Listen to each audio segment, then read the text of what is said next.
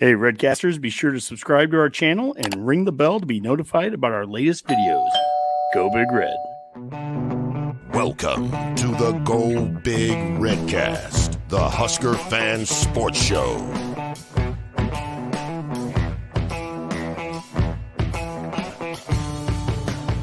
Welcome to the Go Big Redcast. I'm your host, David Gaspers, and I'm with Boomer. Well, it may be a week late, but it actually has come to pass. There are more members of the Redcast than there are the Pac-12. So We did it. We passed the Pac-12 in membership. That is, and I've had to tell San Diego State, no, you cannot be on the show several times. So. Well, they could create their new power conference, and add us in, I guess. That's their thought process. I don't know. Also with Redcast, Rob. Yeah, I'd just like to welcome all my new favorite Twitter followers from CU coming into the show tonight. I'm sure you're lurking there somewhere, so feel free to jump into the comments and say hi. Rob, if you're stoking the passions of the CU Buff fan base, you just use passion and CU Buffs in the same sentence. I said, are you stoking? I'm questioning dude, if you can do it, I guess. I don't know. I don't even know if that's possible, Dave. No, I think it's possible. They're out there.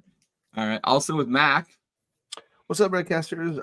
Yes, fall camp is begun and passed. We've got these new theories they dropped for us to all enjoy. So a lot to unpack, and we have a great guest on tonight. So I'm excited. Absolutely. And last but definitely not least, Honky. Yeah, great minds must think alike. So if you haven't had a chance, Redcasters, make sure to check out episode 1 of Nebraska Football's A Look In series on YouTube. My head still hurts from running through the wall last night. Mm-hmm. So, yeah.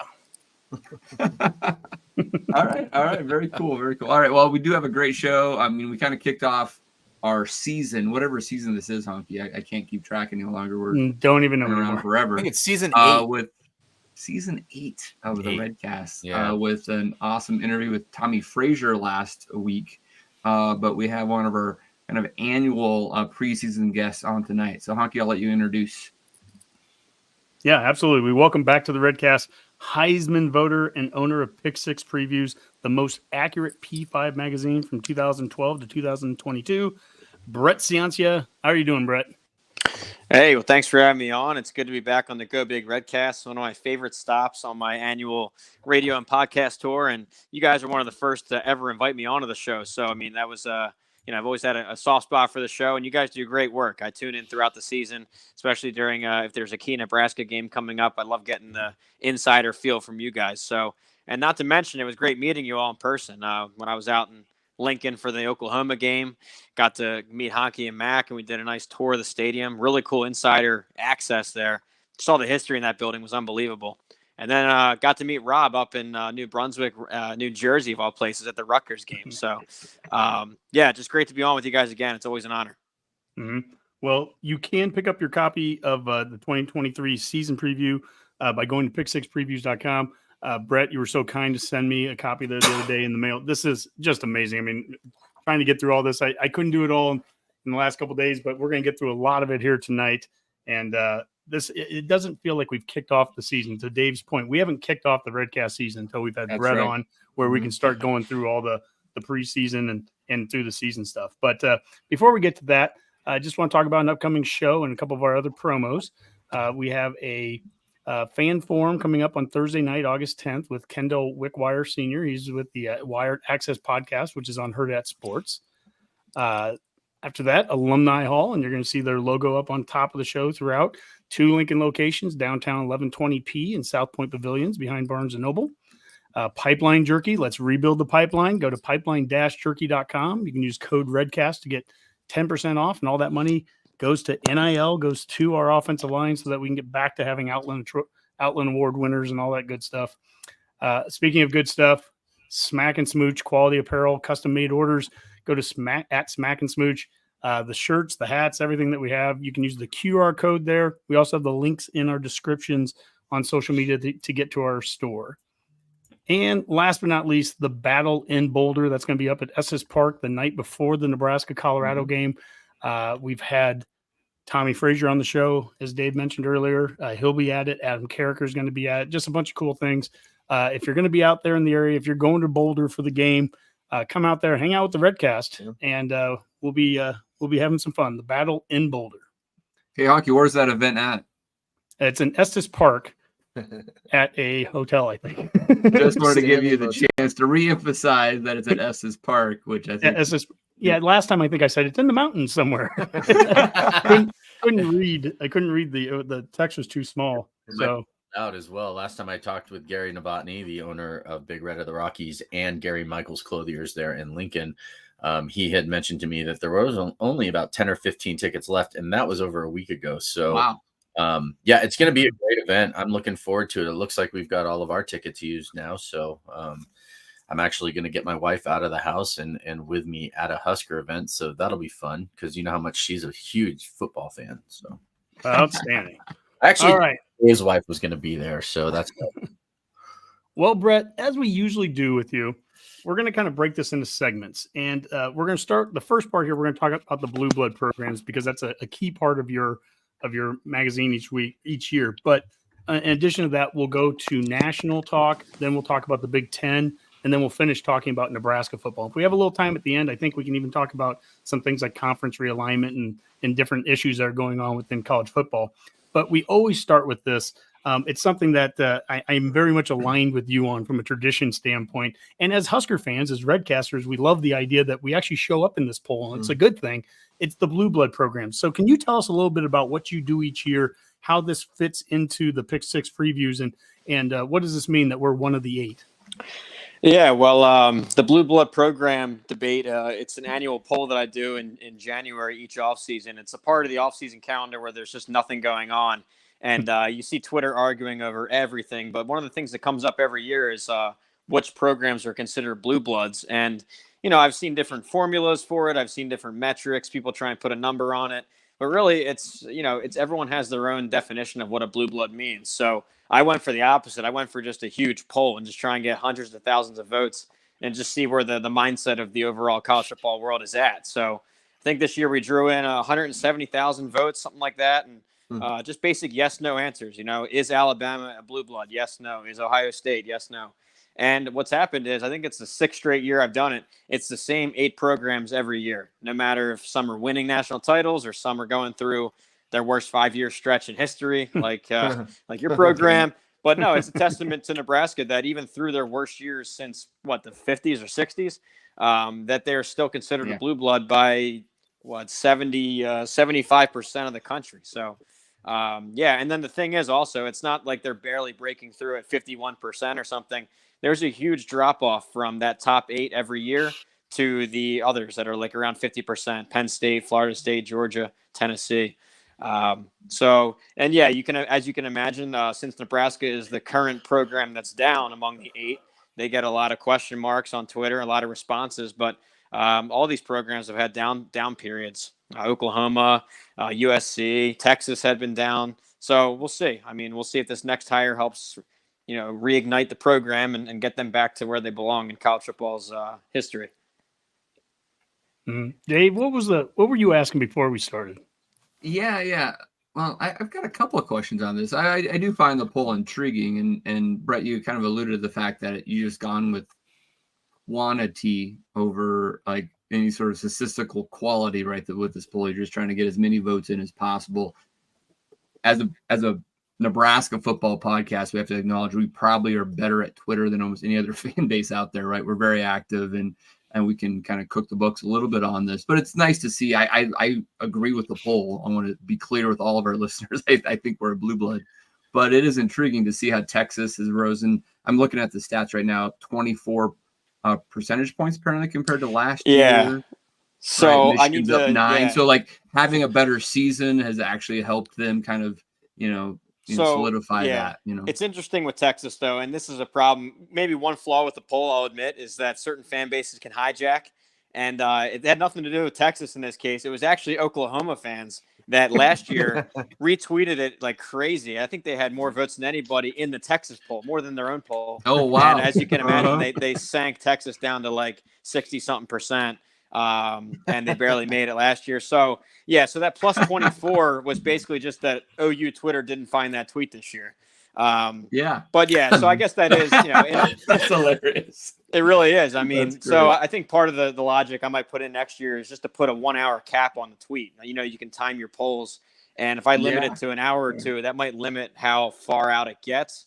But that does mean a lower overall vote count. So again, I think in the big picture, this is an inexact science. It's you can talk to anybody, and they all have different definitions of it. People will weight national titles or All-Americans or just raw wins or how recent they were, all that. So, it's just a one snapshot look. But I think it's interesting at the same 8, even despite some Twitter inconsistencies, every year it's that same 8. Yeah, I think it's interesting to compare it relative year over year, because the Honky does the same thing with every single one of our games every season, right? Where he sends out will we beat Minnesota, Colorado, on down the line, right?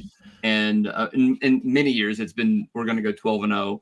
I think, Honky, you said this year it's going to be 10-2, which I'm very impressed with the Nebraska fan base to be tempered that much that they might acknowledge we might lose 2 games. Yeah, they are so, and we'll get to the Nebraska record, but you're right, Dave. These are the polls right here, and it's the same concept. Yeah, but almost 50,000 votes for us. Not quite 170. I'm curious, Brett, on you said that it's been the same 8 teams over the last 6 years, and you do a lot of these radio shows and you interact with a lot of other fan bases. Do you get a lot of complaints from, say, Georgia or Penn State saying, are you kidding me, really? I mean, we're always 9th or 10th, and that's not good enough for you. You have other fan bases campaigning for them to get blue blood status. Yeah. So there's a couple interesting cases there, and it all comes back to how you define it. I think one interesting case is Florida State, where if you look at any of the historic win counts, if you just look at all-time wins, they're towards the bottom, but that's just a matter of years. That's like a counting stat, just because they're such a young school and a young football program. If you look at win percentage, if you're looking at per game, right, they're way up there. So, and they maximized on their dynasty. They had 3 national titles, all those straight top 5 finishes. So they have an argument. It's just they don't have all the wins that Michigan has before 1900. You know what I mean? So that's one interesting case. Penn State, too. I think that they're hurt by their lack of national titles. They have a ton of undefeated seasons if you look back. Yeah. And they were always a long-term independent. Maybe didn't draw enough big bowl appearances. And so they don't have the national titles to match some of the competitors. Tennessee is a similar case with Nebraska, where they really dominated in the 60s, 70s, 80s, had a national title in the 90s, but hasn't done much since. And so they get some arguments from some of their older fans. And then really the last one here, and this is an interesting case, they might be able to move up into the category, is Georgia, because they have everything else you'd want besides that national title number. And now they just stacked 2 of them, bang, bang. And really the favorites odds on to do it again this year. So they have the all-time wins, the win percentage, they have, the Heismans, all that kind of stuff. It's just they only had the 2 national titles, 1942, I believe, and 1982. Got to check my years there, but one in the 40s, one in the 80s, and then nothing. So that was what was holding them back. But now you start to stack them. 1980. Yeah. Okay. So you start to stack. Clemson was 81. Penn State was 82. Okay. Right. There you go. So, and now you see that reflected. They got a plus 12 bump here year to year. So they're close. They're 9th in the poll. Yeah, that's interesting. Well, you mentioned Georgia, and I think that gets us into the national discussion here. And we'll start the national discussion by going over your college football playoff teams that you had in the Pick 6 preview. So you have as your number 1 Georgia, number 2 Michigan, number 3 Florida State, and number 4 Ohio State. So some teams that are in that blue blood category and ones that are sniffing it right around the outside of it too. But from a Big Ten perspective, we're looking at another 2 teams in it, according to the Pick 6 preview. So Ohio State and Michigan making it for a second straight year. How'd you come to this conclusion? How'd you get to these 4 teams? Yeah, well, I'll start at the top with Georgia. It's just the most proven product in college football right now. They recruit right there with Alabama. They continue to reload after sending record NFL draft classes to the pros. And I think that when you listen to these players post-game or post-practice in the notes, they still are motivated. They still think they're the underdog. So credit Kirby Smart for being a master motivator, really. keeping them hungry, chasing a third national title. They're looking to become the first team since Minnesota in the 30s to go 3 straight consecutive outright titles. So would be incredible to pull that off. They're the odds-on favorite, though. I think that they have 5 stars at every position and really a favorable schedule, too, when you look at this. They avoid a lot of the Giants in the SEC West and nothing out of conference to bat an eye at. So they're number 1. For the Big Ten, this is Michigan's best team yet, and this is coming off of back-to-back conference titles, 2 playoff appearances in a row. Usually what happens with playoff teams is they send the bulk of their starting lineup to the pros the next year, or they go to the pros early. Not with Michigan. I think it's a record the amount of production they have coming off of a playoff team. So led by the best offensive line in the country, I think they win the conference again. And Ohio State, I still have in the bracket. As you can see, they're number 4. I think there's enough roster talent. It's still an elite offense, and I think that they're going to still get in there, whether it be 11-1 and they back in like last year or some other scenario. But now the wild card pick I have is Florida State coming out of the ACC. I think they just cracked into the preseason poll and the coaches poll around 8, but I've got them up at number 3. And a couple quick reasons why. Last year was really the breakthrough year statistically. You look at their metrics, my numbers, they're top 10 in almost everything. And that was last year. They now bring back the number 1 most returning production off that team. The whole thing's back. They got key NFL decisions from some defenders. But really, and this is the other game changer, is how they've embraced the transfer portal. Another top 5 transfer haul. While Clemson ignores the portal and is now thin at some positions, Florida State has really bolstered their roster. So I think they're going to beat Clemson and win the conference and get in there as a 1-loss conference champ. Mm-hmm. Now, a year or 2 ago, I can't remember which one it was. I think it was 2 years ago. This question goes to Dave.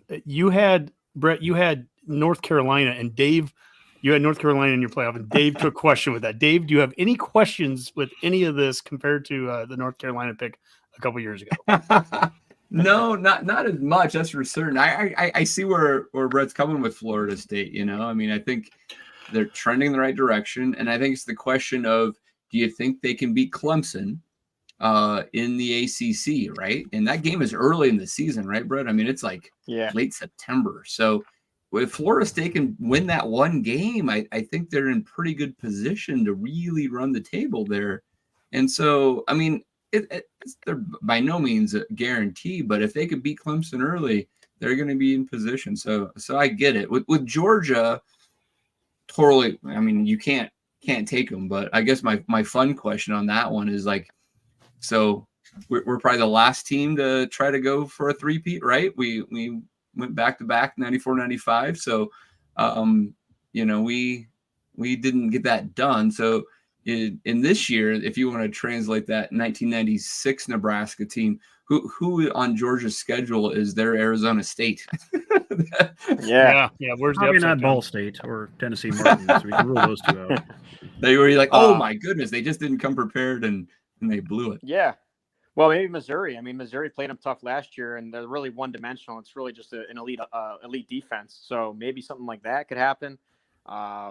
But I think Tennessee is too highly ranked to be considered off the radar. So that's probably the toughest test is Tennessee. But yeah, I agree with you. The UNC pick will never leave me. I've had some hits, I've had some misses. I've had some really good hits, some really bad misses, but nothing will come close to the UNC. I might as well have had it tattooed on me. I mean, it's that was the worst one. That was the worst one in Pick 6 history. To your credit, Brett. Last year you had Utah, and Utah made a run. They didn't quite get it done, but they were close. Yeah. Am I remembering that right? Yeah, Utah. Of course they threw an interception in the end zone in the opener against Florida, and that sunk the playoff pick before we even got off the starting blocks. But they won the conference again. Proved me right there. Everyone had USC to win the league. I went Utah again. They continue to prove me right in the Pac-12, and I actually have them there a third time this year to win the Pac-12 over USC. So. We'll see. But, Utah's a proven product. Florida State, a lot more variable. I just have a little bit of faith in the returning production, the transfer haul they brought in, and a lot of that dual-threat quarterback, Jordan Travis, NFL talent. So, and really it's almost more of a testament to how weak the ACC is. It's almost, you can look at it that way, where besides Clemson, I don't see any competitor at all. So even if they lose to LSU, I still think they have a mulligan there. If they beat LSU in the opener, then they're really sitting pretty. So we'll see. Mm-hmm. Yeah. Dave, Oh, I'm sorry. Dave mentioned the 1996 team with Nebraska being the last time that we could have had a three-time repeat champ. Kind of the downfall of that year was just you lost a lot from the 95 team, quarterback and everything, and you're replacing that. Even with a lot of talent, ton of talent came back in 96, just wasn't able to get over the hump, went 11-2, not a bad year. If you look at Georgia right now, losing Bennett, losing that quarterback, that solid person you've had back there now for the last few years, is there a chink in the armor somewhere with Georgia that, you could see one or two or three close losses, or is there just such a talent differential? I mean, you think at worst this is 11-1. I mean, what do you look at when you're looking at number one right now? Well, I think if you're looking at raw talent, I don't see any holes on the roster. It's a boring answer, but it's 5 stars everywhere. So unless all the 5 stars, unless they missed on all their 5 stars, which is extremely rare, you talk with Stetson Bennett leaving, he was an incredible college quarterback, but they have multiple 5 stars battling to be a successor. I think the flaw, if you want to find one, I don't think it's player personnel, but it could be coordinator-wise, where they lose Todd Monken, the mastermind of their offense. He really helped modernize that team.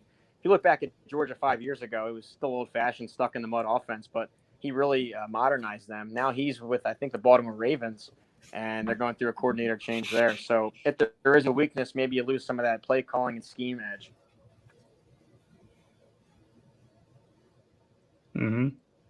Yeah, makes sense. All right. Well, let's get to the conferences then on a national level. And the SEC, you've got Georgia winning that. The Big Ten, you have Michigan. The ACC, you have Florida State. Big 12, you have Texas.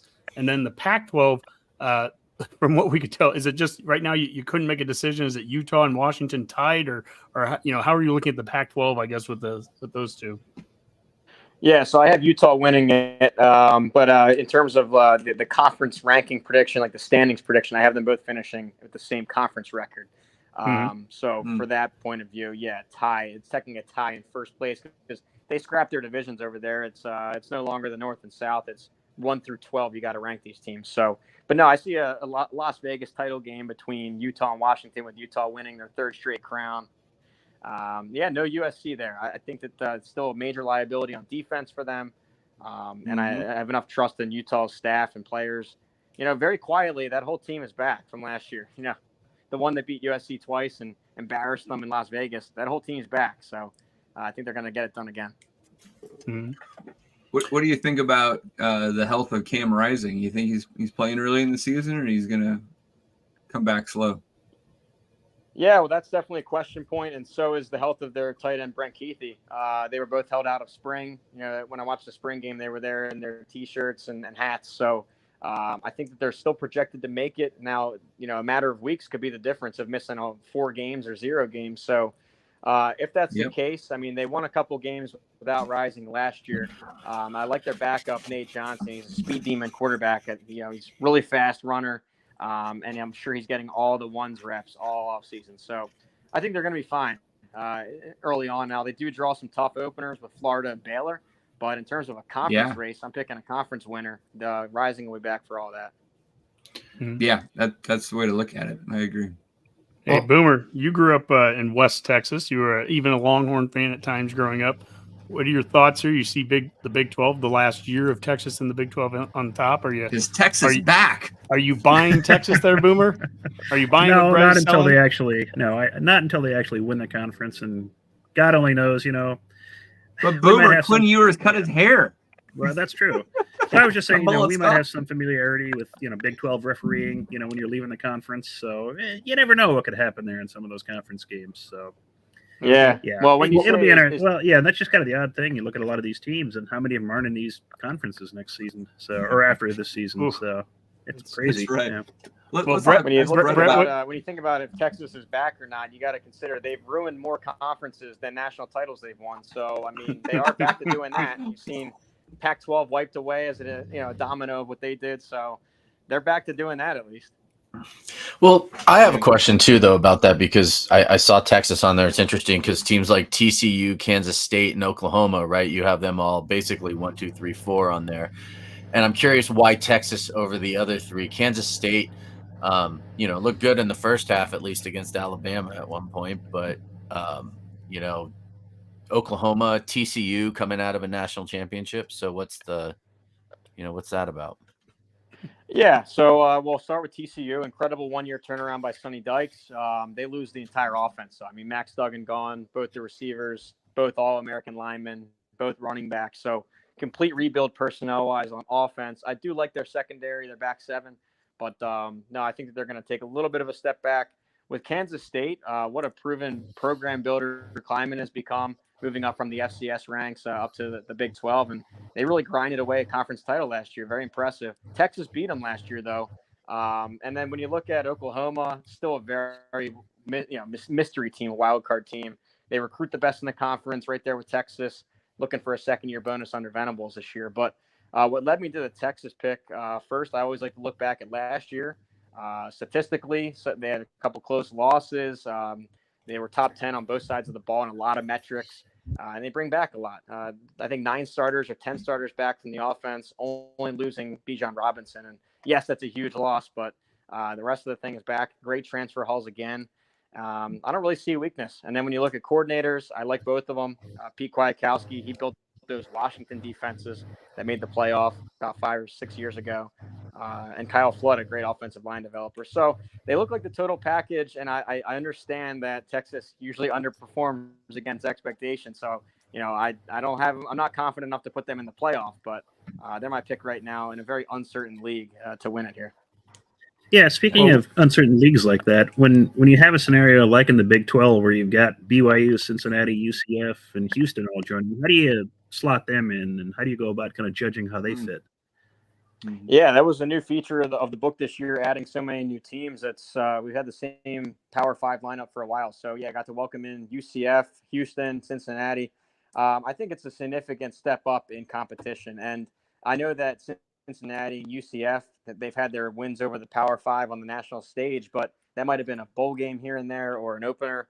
To do it 9 straight weeks, it's a whole new beast. So I think it's a big step up in talent that they're going to be facing off against, and only UCF out of that pack do I have in the top half of the conference. I think the other 3 are going to go through some growing pains. Houston, I have dead last in the league. BYU tied in 9th, and Cincinnati down at 12th. Cincinnati might have been higher, but they lost their coaching staff and lost a ton of players to the transfer portal, mass exodus, and a lot more to the pros. So complete rebuilds for Cincy and Houston.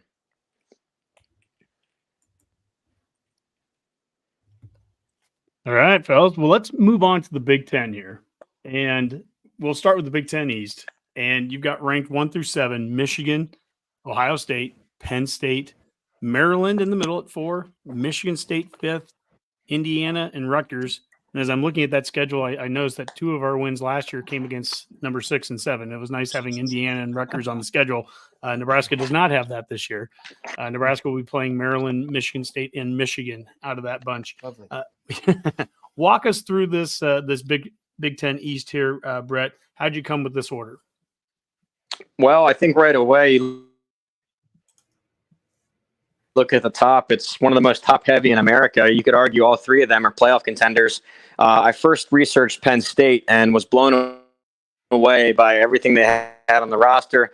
It looks like they fixed their longtime problem at offensive line. A 5-star quarterback coming in as the starter. A lot of staff retention, a lot of player retention. So I thought right away, hey, this could be the winner and a playoff pick. The next day, I do Michigan, and Michigan's just better at every spot. They're more proven at every spot. They've already done it, right? 2-time defending champs, 2-time playoff. So I boxed out Penn State, but still strong enough to be 7th nationally and competing for a conference crown. So I went Michigan, Ohio State 2, Penn State 3, and then a huge drop-off down to number 4, Maryland. I think the drop is number 7, Penn State, to number 41, Maryland, in the Power 5 landscape. So almost like a different conference to talk about. As top 3s in the country, you could say the best top 3 of any division in the country. Mm-hmm. We're kind of losing you a little bit here, Brett. So I don't know if you're moving around the basement. Hopefully we can get a good connection with you here. But what you're saying is the top 3, there's a big difference between the top 3 of Michigan, Ohio State, and Penn State. And once it gets to Maryland and the rest, there's quite the drop off in the Big Ten East. Correct? Right. Yeah. There's a huge drop off there. I considered Penn State for a playoff spot. But then the next day I looked at Michigan, and Michigan's just stronger at every position group and had done it twice in a row. So, Michigan's the pick. But from Penn State to Maryland, you go from 7th all the way down to 41st in the Power 5 landscape. So huge drop off. Still a very strong top 3. Probably the strongest top 3 in the country. Well, I was just going to ask you that. Is there any other division, any other conference that has something similar? The SEC West, the SEC East. Is there anything close from a top 3? No, I mean, I don't think there is because you could argue SEC West with Alabama and LSU, but who's their third? Who's the third punch there? And I don't know. Is A&M or Ole Miss on the same level as Penn State this year? I don't think so. So in terms of 3, I would go Big Ten East. And it also brings up a point where there's a scenario that could happen. It's kind of a deep cut, but the 2008 Big 12 South, that was Texas Tech with Graham Harrell, Mike Leach, Oklahoma with Sam Bradford, and then the Colt McCoy team at Texas. They went in a triangle of losses, 1-1-1. They all beat each other, and it was an 11-1 tiebreaker scenario, a triangle. So this is a deep cut, but it could be a 2008 Big 12 South here if they all beat each other once. You'll be left with 3 playoff caliber teams. Not that all 3 will make the bracket, but they're all going to be considered. I have one fun fact for you, Brett, and the Redcast here. Boomer, Mac, Dave, and I were in Norman, Oklahoma, the night of Crabtree catching that touchdown pass against Texas. In fact, we were right across the street from Gaylord Family Stadium watching it and watching Oklahoma fans going nuts. It was kind of an embarrassing night for us because we got blown out. We were down like 35-0 at the end of the first quarter, but to be part of part of history that way, that to watch Oklahoma fans responding to Texas Tech getting ahead of Texas that night, that was a crazy setting. Yeah, it is pretty cool. That's an angle of that I never saw before. I never thought about that. Brett, you beat me to the punch. I was going to ask if there's this chance of this 11-1 tie in first place there for the Big Ten East. So glad you brought that up. I mean, if that happens, you got to think that Penn State has really hit with this quarterback, Drew Allar. Is that right? I keep on hearing his name's pronounced slightly differently, even from his head coach apparently. But I haven't seen this guy play at all, really. I mean, what do you think? Yeah, well, I saw him in spots last year. He got some time against their MAC opponents, and he looked fine. He looked like you'd expect, and he got in right in the opener against Purdue, and you saw the strong arm right away. I think he misfired, but you saw the arm strength. But their fans have been raving for 2 years now to get him in there. They're excited. They were even booing Sean Clifford at their whiteout game because they wanted the 5-star Drew Allar to come in. So I think that it's wild, but Penn State has wanted this for a long time. They finally have their 5-star guy, and really not just a quarterback, but it was a top 5 recruiting class 2 cycles ago. They're all now in their second and third years on campus. I'm based out of Pennsylvania. These people have been talking about that recruiting class for a long time. It's helped buy James Franklin more years, all the way up until this Rose Bowl really, solidified his progress for the program. But there's high expectations. They've circled this year as an opportunity, right? Yeah, it just happens that you're in the Big Ten East, right? Penn State with this roster a couple of years from now, in a non-division Big Ten might be, feeling like a likely candidate for a 12-team playoff. Yeah, I mean, if you put them right now, if you put them in the Pac-12 or the Big 12, I pick them to win it. Mm-hmm. Wow, there you go. Wow, that's impressive. Redcasters watching and listening, we're getting closer. We're moving closer to Nebraska. Here we go to the Big Ten West. And from 1st to 7th, you have Wisconsin, Luke Fickell's first season, number 1. Iowa, number 2. Illinois, number 3. Minnesota, who Nebraska plays 3 weeks from tomorrow night, August 31st, at Minneapolis, number 4. Nebraska at 5th. Purdue at 6th. Northwestern at 7th. And all the craziness that's gone on in their offseason. So you have the Northwestern craziness. You have Purdue, Wisconsin, Nebraska, all bringing in new coaches. How did you come to this order for the West, Brett? Yeah, this was really the division of change this year. All those new head coaches, a lot of new coordinators, a lot of new quarterbacks.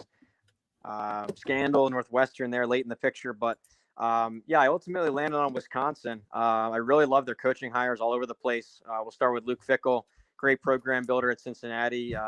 if you watch the NFL draft, you kept seeing Cincinnati's name come up, and you should know they're nowhere near the top 25 as a recruiter. I mean, they were a non-AQ team when he was there, and so the way he developed those kind of players in the NFLers was impressive.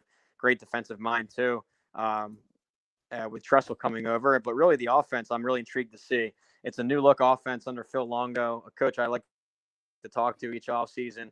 Part of the reason that talked me into the UNC pick, actually, how great that offense was at UNC. They just had nothing else to go with it. But so yeah, they're still going to run the ball, but it's going to look a lot different. They're going to be spread formations. It's going to be fast tempo. But they brought in a great quarterback in Mordecai and a lot of good receivers. It's a totally rebuilt offense. So I went with Wisconsin as the overall West winner. Is there any concern? I know we've talked about this at Nebraska. A little bit of the comparison of back in the day, Solich gets fired. They bring in Callahan. We switch everything. We switch offenses. We go in completely different direction from a coach who was winning at a 70+% clip. Very similar to what Paul Chryst was doing there at Wisconsin. And, they wanted to make a change. And they've made a change, a clear change at Wisconsin. It's going to be very different looking there than what it was in the past. And it might work out great. But is there a fear? Is there a risk that change too? Could it blow up in their face? I mean, Wisconsin likes to copy Nebraska, from colors to running the football and all the things that Barry Alvarez brought. Have they copied Nebraska in a bad way now?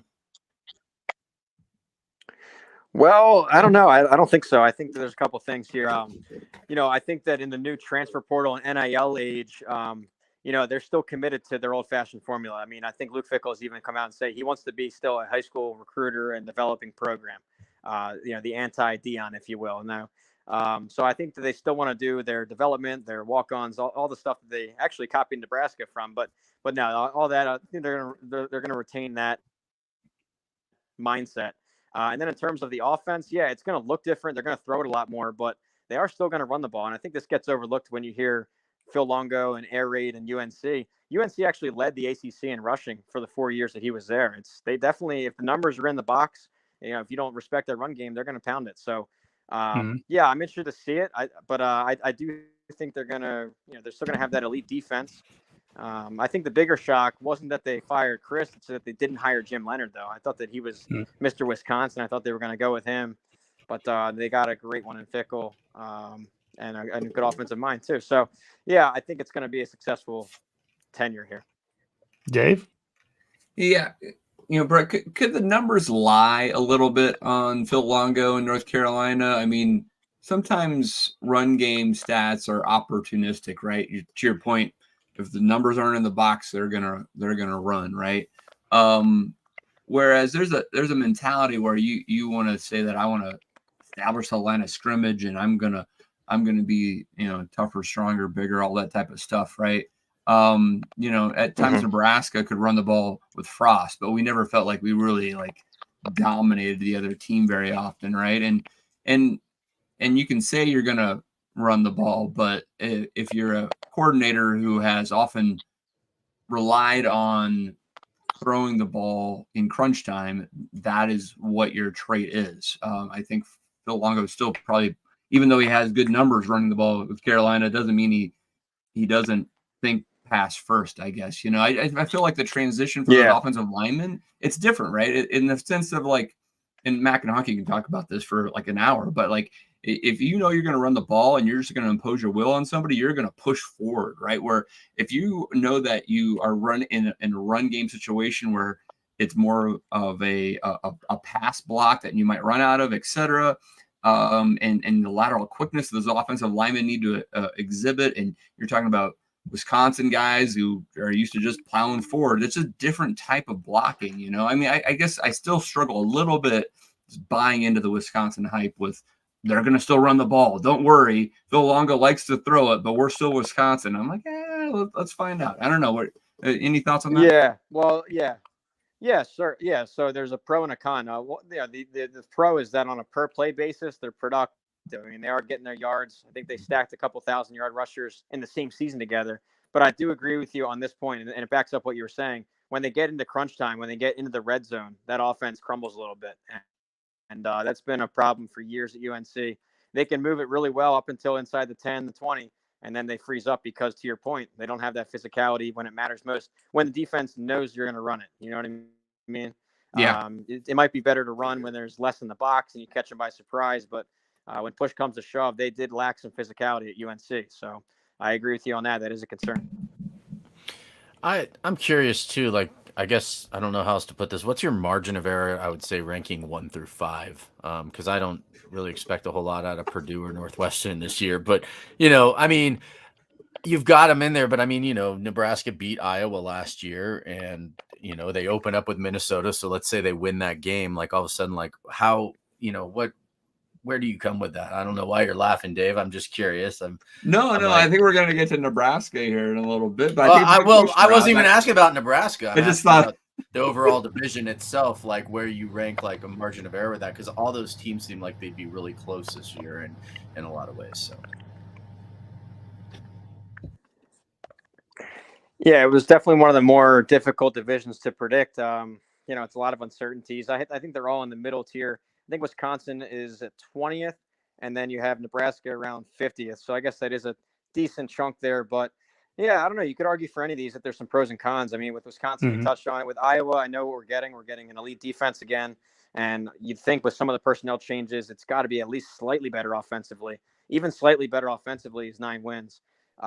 Illinois, usually they're towards the bottom of my predictions, but they proved their model last year. Minnesota, again, they continue to produce 9-win teams under Fleck. This division was very tough. I looked a lot at the cross division too to see who they drew in the cross division slate. That helped a little bit in my decisions, but it was one of the more difficult. I'm not going to lie. The East is very clear cut where there's your top 3 and then a bottom 4. This one's very fluid. It's just kind of a mess of teams. Brett, I was going to say the same thing there, that, the East seemed to be very much a top 3 and bottom 4. I guess to Rob's kind of question there, you see a huge gap? I guess, is there a gap between just 6 and 7, and that's where the big gap is? Exactly. Like Northwestern's so bad, exactly. or is there a drop off somewhere that you see like it's clearly the top 2 and then 3 through 5 and then 6 and 7, or how do you kind of gauge that? Yeah, I guess if I had to, I'd say the biggest is between 6 and 7. I think that Northwestern's so far removed from competing.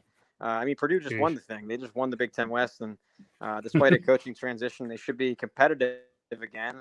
But with Northwestern, I think I have them dead last in the Power 5, if not second to worst behind Stanford.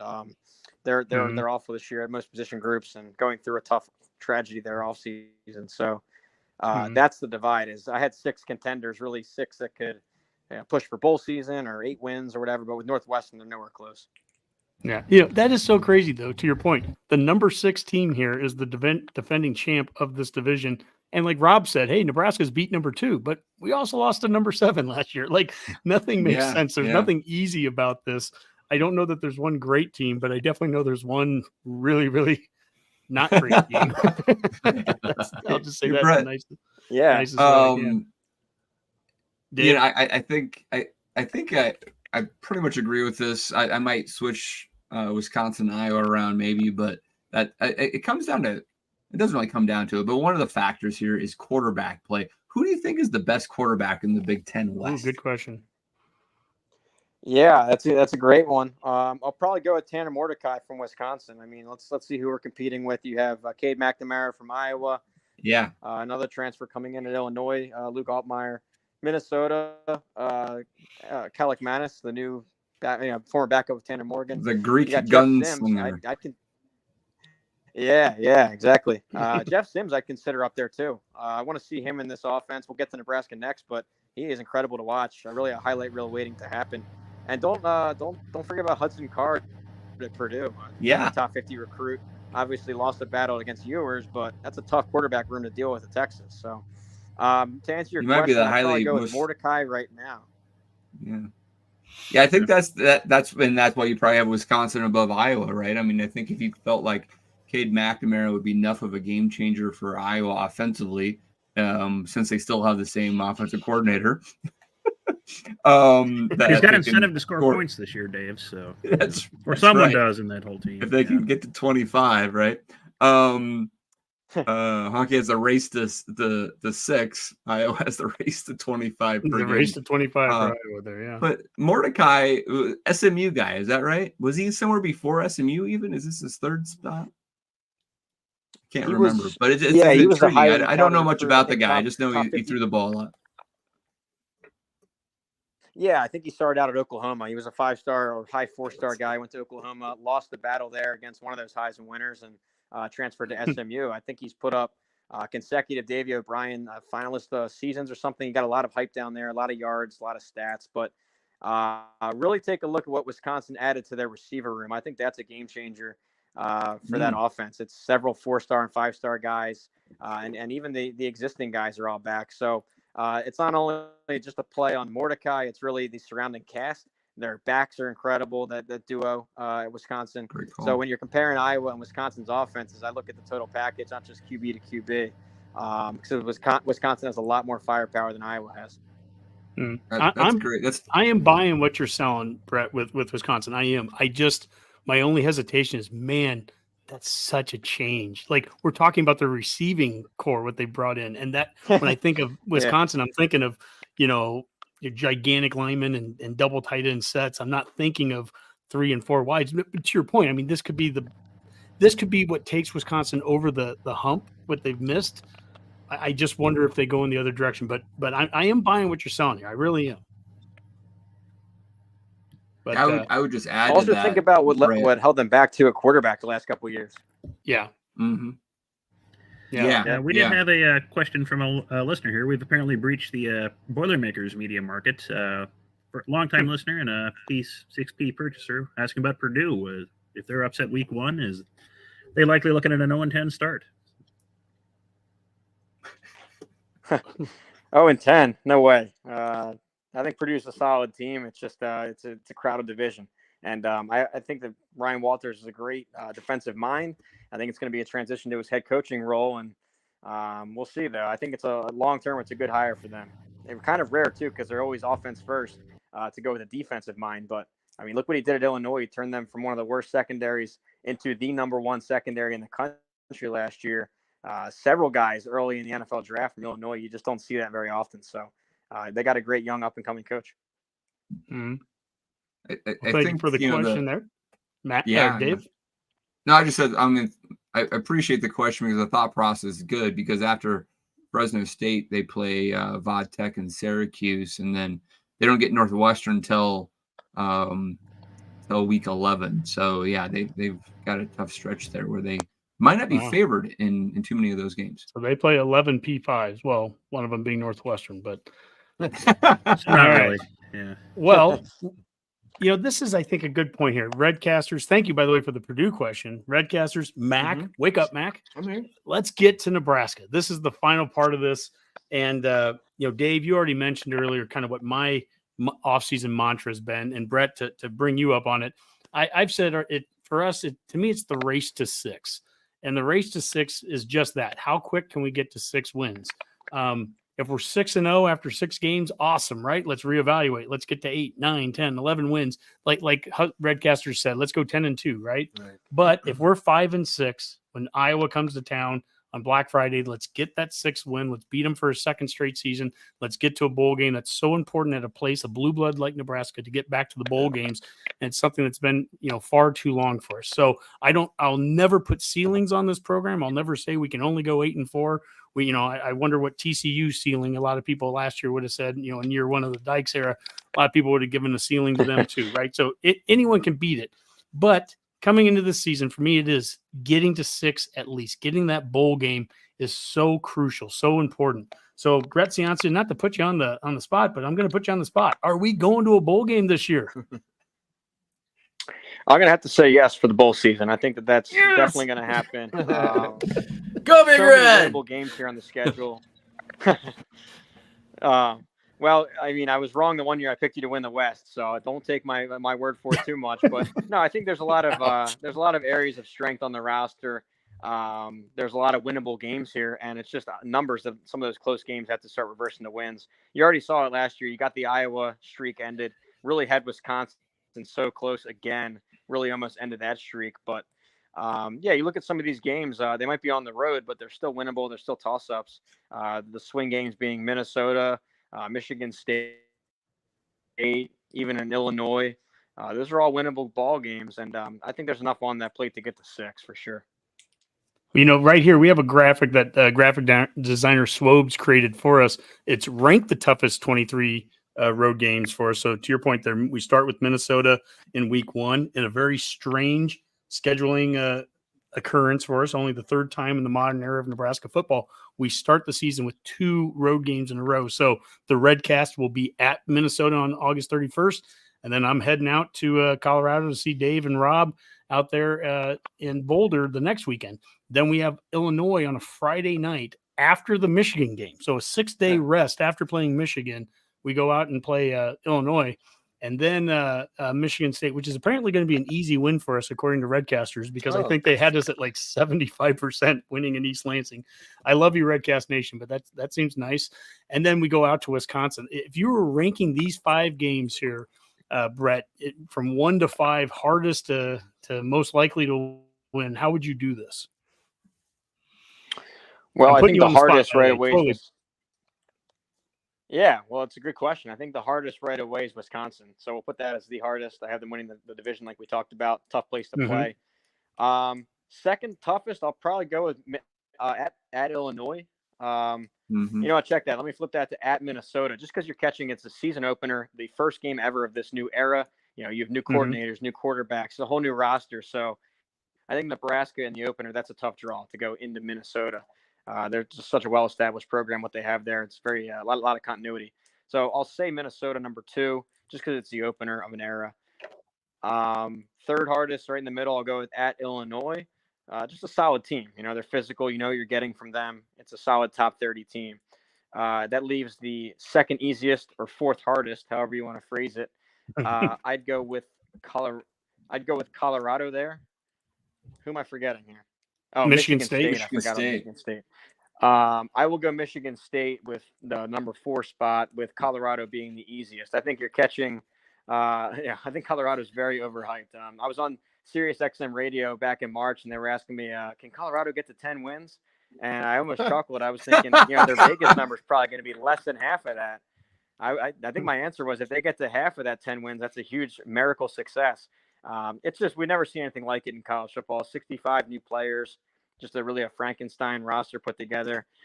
So I just don't think it's going to click. And if it does click, it's not going to happen by week 2. So I think you catch them at a great time. And you guys know the stadium's going to be all red anyway. So I don't know if that Colorado game qualifies for this question. Actually, this is why we love the toughest you, road this game. I don't know. Does that count? I don't think it counts. Well, I have the race to 6 for Nebraska, but I have like the race to 3 for Colorado. So no, this is that's very appropriate. So let's get to Nebraska here. Let's talk about what we have coming back. If we start on the offensive side, you've already talked about the quarterbacks in the league, and you mentioned we brought up Jeff Sims, so he's one of the transfers, one of the many transfers in the Big Ten West.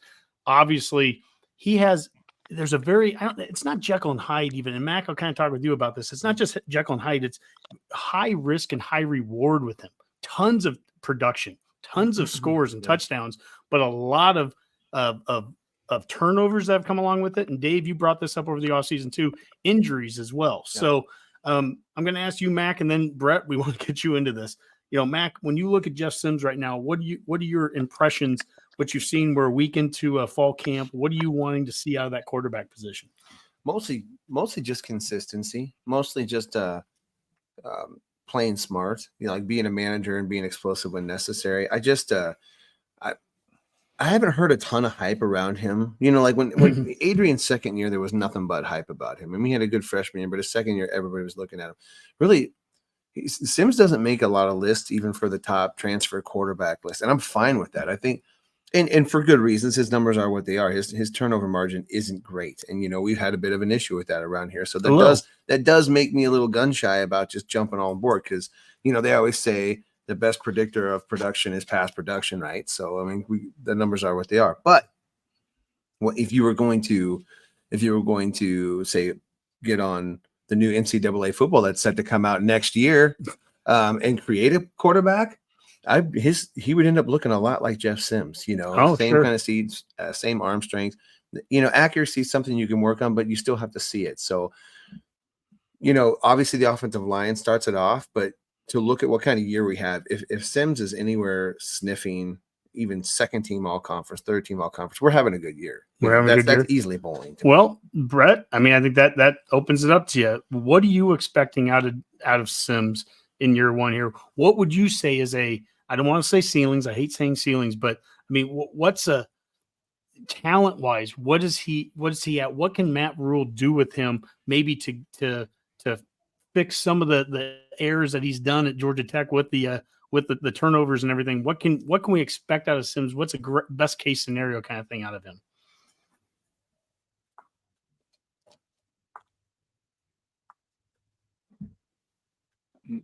Brett, I think you're muted. There we go. Hey, sorry about that. There we go. Yeah, with Jeff Sims, I mean, we've seen the ceiling at times. So he's flashed it all the way back since 2020 when he was a freshman. I remember watching him at Georgia Tech. He was running all over the field. He's got 4.4 speed. So really impressive. I know Matt Rule has watched him for years too and has been gushing over him at the podium, and rightfully so. The upside is definitely there. So when we talk about some of the limitations, the turnovers, the mistakes, I want to see more of it, though, because I don't know how much of that was the coaching at Georgia Tech or the scheme there or the personnel they had around him. There's so many variables there. It was a really tough spot the last couple of years at Georgia Tech. So, but the stuff that you can't fake or that you can't blame others for, the athleticism is certainly there. So he's a dynamic player. I can't wait to see him. I know Nebraska loves fast quarterbacks, running quarterbacks, but looks like this guy has an arm too. So it's exciting to see. Fast quarterbacks and faster women. That's what we like. But anyway, what I was going to say was, is that added a whole new element to how you have to rate these? Because you look at pass production, you look at numbers, but a lot of times these guys are coming from different schools, different conferences, different offenses. Like, how hard does that make your job now to kind of unpack what they did, project what they're going to do? And, I mean, it just seems so difficult. Yeah, it's gotten 10 times harder than when I started this 10 years ago. I mean, back then it was very consistent year to year. The rosters didn't change much. If somebody transferred, he was probably a backup anyway. You never heard of the guy. So now you have starters, all conference guys transferring, even record-setting quarterbacks like Sam Hartman. And that's actually a great example to bring up because, yeah, I do this on a player-by-player or position-by-position basis, where with Sam Hartman, he was very proven at Wake Forest. But that's a very specialized offense. It's a very unique offense, that slow mesh they run. That they're not going to be running that at Notre Dame. So I didn't, you'd think that with that kind of transfer that I have Notre Dame up in the top 10, it's not always a one-to-one case like that. And the inverse of that could be true with Sims, where the athleticism is certainly there, but maybe the system didn't fit what he was doing, or maybe he needs better coaching around him. So it's definitely an exhaustive full-year project that I do here. One of the things I love so much about the project that you do every year with Pick Six Previews, one of the reasons I think it's so unique as a publication is that it's not simply wins and losses and just looking at stats from the year before. You talk about win conversion. You talk about player development. You actually rank it, something I haven't seen any other magazines do. Nebraska over the last 5-year period has been number 19, relatively high out of the 69 P5. It's a respectable number. Respectable, number 19. It's in recruiting. So number 19 out of 69 in recruiting.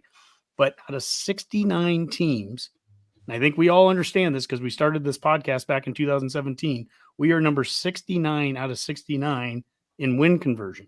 And we're number 66 of 69 in player development. To put that in perspective, Iowa from the West is number 2 in win conversion. Minnesota is 6th. In player development, Iowa is 3rd. Minnesota is 4th. Purdue is 5th. Wisconsin is 6th. So they don't recruit at the level that we do, but they turn around players and develop them. This is something we're going to hear a lot about here, or we've been hearing a lot about with Coach Rule, is development. Man development's important. We, in this fall camp of just a week and a half already, they have 2 different stations of players going, and everyone's getting reps. Young guys are getting 40 and 50 reps, and they've made a very big point of that. Brett, walk us through a little bit of that. What is the win conversion? What is player development? Why has Nebraska been so poor at that? And what can Matt Rule do to really make a big difference in that? Yeah, so those two metrics you mentioned, I put together because it's you can't put all your eggs in one basket. You can't only look at the raw recruiting rankings. I think some of the other publications will just gloss over that and say, "Oh, they're the top recruiters, pick them to win." There's so much more goes into it. I mean, they're there. It doesn't just end on National Signing Day. They're there 4 or 5 years on campus. Something's got to be happening there when they're on campus. So, and that's weight room, that's strength and conditioning, development at the players by position coaches, coordinators, head coaches. Do the schemes work? Are they recruiting towards the scheme? So all that goes into it. And what those numbers are, it's comparing the raw recruiting rankings versus the actual win percentage, the game grader on the field. And then the other one was player development, which is the same deal. You start with the recruiting rankings, and then you compare it to what they're actually sending to the pros on draft day. So, Nebraska, to no one's surprise here, it's been a rough 5-year stretch for the program. They're towards the bottom there. They recruit really well, best in the division, but nothing has really been there to show for it. And part of it, and that doesn't, there's not really a metric to show it, but it's player retention. You look at these top recruits that they sign each year, and then fast forward 2 or 3 years, they're no longer in Lincoln. So many of them have left. So that's one thing that I think Matt Rule needs to focus on is player retention along with player development. So, and I think it's important to understand the strengths and potential limitations of your program. And I think that with Nebraska, nation best fans, the NIL is going to be there. The fan support will always be there. It's never going away. It's one of the strongest out there. But on the other side of the coin, they don't have the geography on their side. They're not walking around South Florida where there's 100 5-stars or in Southern California or Texas. So given the geography, you got to be the best developers in the conference. And that's something that they can definitely get to. And I think that for Nebraska to hit their strengths as a program, they need to reclaim that spot as the top developers. Well, Brett, you mentioned NIL there, and I want to thank you for being on the show tonight. And I want to, if we can get about 10, 15 more minutes of you, if we can. I know you have done shows today with Vegas. You've done shows with Spurs Up from South Carolina with Virginia Tech. I mean, we're the fourth show of your night, so I appreciate your time so much. He's a hot taker. But you mentioned NIL, and I'd be remiss. And Dave, I'm actually going to let you lead this part of the discussion. This is the last part, 10, 15 minutes, if we can get this from you, Brett. NIL, transfer portal, the realignment of college football. I just want to get some thoughts. And I know Dave and Boomer, you guys have been talking about this a lot. I'm going to kind of open this up to you, Brett. What are your thoughts right now? The state of college football right now, starting with NIL and portal and college realignment, all the changes that are going on. Maybe let's focus on realignment since that's been in the news.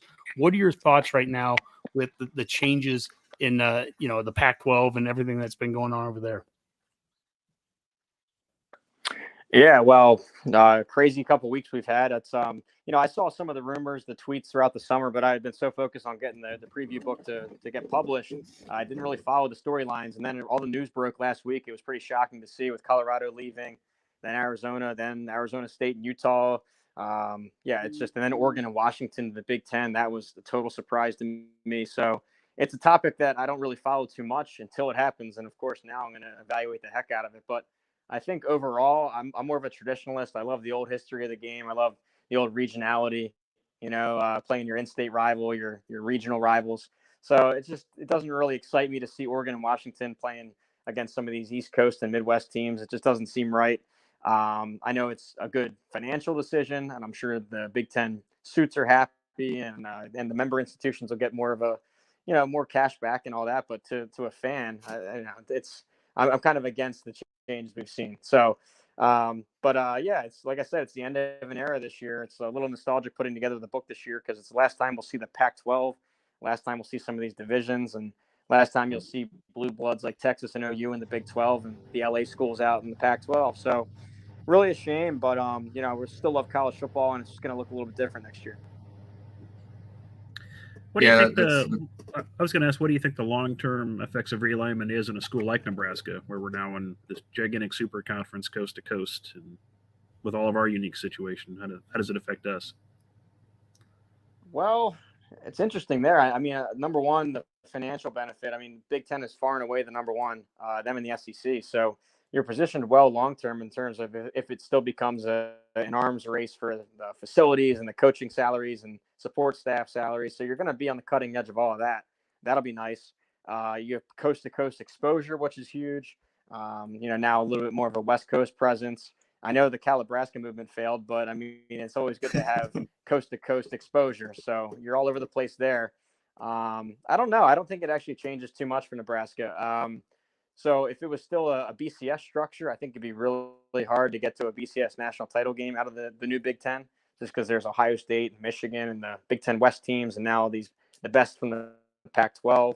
But in an expanded bracket, I don't know. I don't think it changes too much to finish in the top 12. So I don't think of Nebraska as being too impacted by this. Brett, you're from Pennsylvania, and you followed programs like Penn State closely all your life, probably, I would imagine. Penn State was an independent for a long time, and you mentioned, in our Blue Bloods conversation, Penn State, has a lot of undefeated seasons, but failed to win those national titles back in the 60s and 70s under Joe Pa, because maybe they weren't perceived as being as good as some of the other schools out there because of Eastern football not being as strong, right? And ultimately, Joe Pa decided to get Penn State into the Big Ten, in part maybe because the Eastern schools like Syracuse and West Virginia and BC never could agree to getting into an Eastern super conference of sorts, right? It's interesting to me. I think all of us here probably consider ourselves traditionalists, to some degree, but I think Nebraska fans and maybe Penn State fans kind of fall in the same category. Everything started changing for us in 1996. It's been 25 years of change plus, because our childhood was the Big Eight when it was us in Oklahoma, and everything changed in 96. And that's a long gone, obviously. Right. So I'd love to be able to get back to an era where we feel like we can have 10, 11 really great games, right? Opposed to having some La Techs and Northern Illinois thrown in there. So do you feel like maybe an outcome of this consolidation results in better matchups across the board throughout the entire regular season? Well, yeah, I think that you'll have better. Better is all relative. I think that you'll have more Power 5 versus Power 5 matchups. Better to me, I think that when you look over the course of college football history, it's about playing your regional rivals. The rivals where your coworkers are alums of the other school, and there's a lot of personal rivalries or family rivalries on the line. And when you move away from your geographical footprint there, you have less of that. Like an example would be West Virginia. Now they're in the Big 12. They don't have any school near them. They'd much rather be playing Pitt and Virginia Tech and the East Coast teams every year. And you see their attendance and their support go down. I think there's more to it about playing your local teams.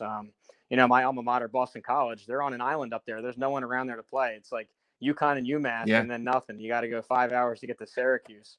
So, and I think regionality is such a big part of it. That excites people. Look at the South. They have all their in-state rivals, and they're all a few hours away from each other stadium-wise, and the rivalries are so deep. So I think a lot of it is about proximity. And I know that might not apply to Nebraska as much, being in the Midwest and being the 500-mile radius. But I think a lot of it goes geography. And when you take that away, I think you lose a little bit of it. So I don't know. We'll see what happens. I think there will be some new matchups. I don't know that they'd be better, but it'll be new. Yeah, Brett, I think what you're expressing, I've heard from a lot of other fans. So I completely get it. Do you think that college football, the support or interest is going to wane because of the changes? Well, I think that I think it's going to be more focused on the postseason, and not to go the full extreme, but think of March Madness, think of NCAA basketball, where it is mostly, it's mostly focused on February and March, and really the March Madness bracket when all the teams are involved, and it's a fun couple of weekends. But most of the country isn't tuning in December and January to watch college hoops, to watch an average weeknight game. Because they know that they have that big reward in March, and what happens here doesn't really matter, and they'll catch up in March when the conference tourneys start. So I just hope that college football doesn't go that route, where some of these regular season games lose some edge, and the casual fans will think, we'll just tune in December at conference title time, and we'll see who makes this mega bracket. So I think your core base is always going to be there, and you guys are clearly in that if you're doing a football podcast, and the core fans will always be there. But I think you might lose some of that. You might lose some of that casual base that might just turn it off for a few months and tune in when it quote unquote counts in December. So I don't know. It won't impact how I view the sport. I mean, I'm a diehard. You guys are all over it, and we're going to love every second of it. Do you think it is possible, though, that, like you said, if we do get more Power 5 versus Power 5 matchups, and it's not the, Michigan's playing whoever the hell they're playing, and, Georgia's playing UT Martin, that you might draw some more casual fans if it's now Michigan playing Oregon, followed by USC, followed by UCLA, or, Georgia playing actual conference foes on occasion? Is that a chance? Because you see, like the NFL, they've got a big postseason, and interest doesn't seem to wane in their regular season. Is that a possibility for college football? I don't know. Yeah, I think that could help. It definitely will help. It'll definitely help in-stadium attendance. It's hard to get excited and drive hours and hours and pay thousands of bucks to go watch an FCS team come into your home stadium. So I think fan attendance in person will go up. The only comparison also I throw with the NFL, when you're looking to look at viewership numbers, the fantasy market is so big in the NFL where you might have fans where, say, your team's not even playing or they're on Monday night, you're still going to watch all Sunday to see your fantasy players and see the games you're betting on. So I don't know if it's a direct comparison, but I do think that in-stadium will go up, and I think that TV will be about the same. But I don't know. It's all uncertain. We'll see what happens. So college fantasy, that's what we need. Is that what you're saying? Next step in the NCAA? I bet we get a preview book for that, Boomer. Jack's been playing really good inside, Brett, for years. Yeah. Yeah. All right, great stuff. Nice. Well, let's, Dave, take us to parting shots here, because Brett, this has been a long day for him. Yeah, really appreciate it, Brett. Let's start with Rob, and then we'll end with Brett. Well, first, I'd just like to thank Brett. First, I'd just like to thank Brett for coming on. I appreciate every year. This is one of my favorite shows just to sit back and be able to listen to. And secondly, I just would like to say that I totally don't believe you on your West predictions, and Nebraska's going to win it. So. Okay, Kool-Aid Rob. Boomer. No, again, just like to give a good shout out to Brett and Pick Six Previews. I do enjoy reading it. It's just chock full of good information, and saw Honky got a nice physical copy of it too. That's fun to look at. And now we're just getting close to football season, so it's just around the corner, folks. So enjoy it. Yep, absolutely. Mac. Yeah, I guess echo what the other guy said. Thank you, Brett, so much for coming on. Always adds a nice national element to the show, and I just kind of appreciate your processes and what you go through. And again, I get so jealous when I think about how you've kind of carved out your little lifestyle, and then you've got this whole thing going, and I'm so happy for you. I hope it continues for you, bud. And anytime you're around the Lincoln area or we can hook up, absolutely let us know. It's always a good time. We got a new facility to tour, so it's true. Just gonna dangle that carrot out there. Shangri-La. Thanks, guys. It cut out. It cut out. I couldn't hear much of that, but I'm back in now. Sorry about that. well, Rob just said that he disagreed with you because he thought Nebraska should finish first in the West. So but that's Rob. That's don't take offense to that, right? No, I love it. 10-2 by the poll, so we'll see. 10-2 by science. Brett, as always, thank you so much. Your ability to come on here for an hour and 15 minutes and essentially, I mean, we're pretty easy, but still take on the five of us and every question that we throw at you after a full day of doing shows with different programs from Vegas to South Carolina to Virginia and everywhere in between. I never cease to be impressed by what you have accomplished and what you've created. And that's what Mac was saying in his parting shot. I know you kind of cut out for a second, but that was what Mac was saying too, what you've created. And then to create what you've done from scratch, from start. I mean, I remember going back and forth with you on Twitter back in 2017 when you were just getting started, and you're a Heisman voter, for Christ's sakes. Yeah, you're on the All-American, one of the All-American picking teams. I mean, this is just amazing. It's just amazing what you've done. So Brett, number one, we love you. God love you. Every year we're going to have you on here to start off. My other parting shot, and then we're going to let Brett have the last one. But my other parting shot is the day-by-day Nebraska documentary. They had part 1 a year ago that was released. Part 2 hits the local theaters this week. The documentary follows the Huskers' 95 national championship season with several in-depth interviews. The movie will be screened at seven Marcus Theater locations in the Omaha, Lincoln area for 1 week beginning August 11th with sneak previews at select theaters on August 10th. So that's going to be a lot of fun. Hopefully we can all, get a chance to either watch it. I don't know if there's streaming stuff. There'll be more stuff to learn on that. But anyways, I just wanted to put that out there. But again, Brett, you rock. Thank you so much, Dave. Thanks, Hunk. All right, Brett, get us out of here. You have the last parting shot. Yeah, well, thank you all for all the praise. I know I cut out for part of that, but really appreciate all of it. And thanks for having me on every year. You guys are one of the first to have me on one of my first shows I've ever been on. So I appreciated it from back then all the way in. It was great to meet you in person last year. I really had a great time in Lincoln. It was everything I imagined it'd be, really the hub of college football. Nowhere else in the country cares more than Nebraska. I can say that certainly. And it was great to see it in person. I want to come back when you got it back and running, though. I think I probably picked the worst week ever to come see it. It was right after the coach firing, and it was, kind of a blowout game. But I'll come back in a few years when Matt Rule has it fixed, and I can't wait to see it. But, great to meet you guys. A lot of respect for what you've built. Again, I tune in throughout the season, especially some of these bigger matchups. You're throwing together radio montages and highlight reels and all that kind of stuff. So keep up the great work, the great coverage. It's much appreciated here on the East Coast. So thanks for having me, and good luck this season. Hey, Brett, okay, I'm going to put you on the spot one time before we go. 1 through 10. Matt Rule gets this thing turned around at Nebraska. Yes, no, 1 through 10. I'll give it it was like 10 being yes. 10 being like national championship. And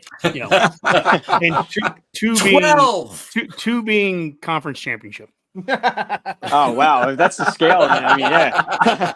No, I think something like an 8 or a 9. I think it could. It has a high ceiling. Hey, you've seen the ceiling at Nebraska. It's not going to be a 1990s dynasty, but it can be a competitive program again. It will be. It's just there's too much support. There's too much passion. Even if it's not Rule, it's going to get fixed eventually. You're going to click eventually. And nowadays, you see how quickly things can change. I mean, look at the forecast of some of these one-year coach changes. TCU, a great example you brought up. Yeah, Florida State, a couple cycles of transfers. So it's possible, and I think they'll be back eventually. Fantastic. Awesome. All right. Well, great show. It's really thanks to Brett Ciancia of Pick Six Previews for joining us and really kicking off our season officially. So for now, let's call that a Go Big Redcast. Go Big Red. JBR.